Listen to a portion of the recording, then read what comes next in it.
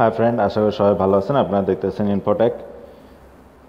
আমরা যে প্রবলেমটাতে পড়ে থাকি, ইমোতে নর্মালি কেউ ছবি বা কোনো ভিডিও যদি সেন্ড করে থাকে তাহলে সেটা অটো ডাউনলোড হয়ে যায় এবং আমাদের গ্যালারিতে চলে যায়। এক্ষেত্রে কেউ প্রাইভেট কোনো ফটো যদি আমাদেরকে সেন্ড করে থাকে সেটা গ্যালারিতে অটোমেটিক ডাউনলোড হয়ে যায়। তো সেই ক্ষেত্রে আমাদের ইমোতে একটা অপশন আছে যেটার মাধ্যমে আমরা অটো ডাউনলোডটা অফ করতে পারবো। তাতে আমাদের ফোনটাও ভালো থাকবে, ফোনের মেমোরি খুব বেশি ব্যবহার হবে না। যেটা আমার প্রয়োজন সেটা আমি ডাউনলোড করে নিতে পারবো। তো চলুন দেখে আসি।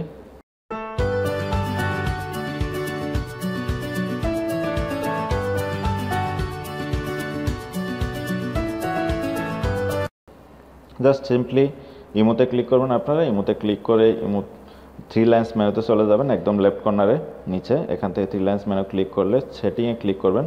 সেটিং থেকে স্ক্রল করে আপনারা যদি একটু নিচে নেমে আসেন তাহলে স্টোরেজ পাবেন, স্টোরেজে ক্লিক করবেন। স্টোরেজে নর্মালি আপনাদের ডিফল্ট অবস্থায় এরকম টিকমার্ক করা থাকবে, স্টোর ফটো, স্টোর ভিডিও, এই দুটি অপশন। যদি আপনি এই টিকমার্ক দুটো উঠায় দেন তাহলে কোনো কিছু আপনার ফোনে যদি কেউ ইমোতে কোনো ফটো বা ভিডিও সেন্ড করে থাকে তাহলে সেটা অটোমেটিক্যালি ডাউনলোড হবে না। সেক্ষেত্রে আপনাকে ম্যানুয়ালি ডাউনলোড করে নিতে হবে, তারপরে আপনি দেখতে পারবেন।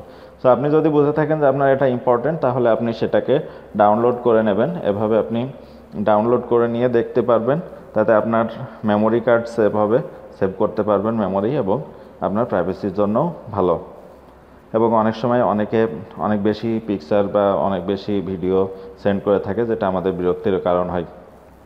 সো বন্ধুরা, এভাবে আপনারা আপনার স্টোরেজ সেভ করতে পারেন এবং প্রাইভেসিটাও বাড়াতে পারেন। সো এই ছোট্ট টিপসটা যদি ভালো লাগে তাহলে আপনারা অবশ্যই আমার ভিডিওটি লাইক করবেন, কমেন্টস করবেন এবং চ্যানেলকে সাবস্ক্রাইব করবেন। Thank you very much.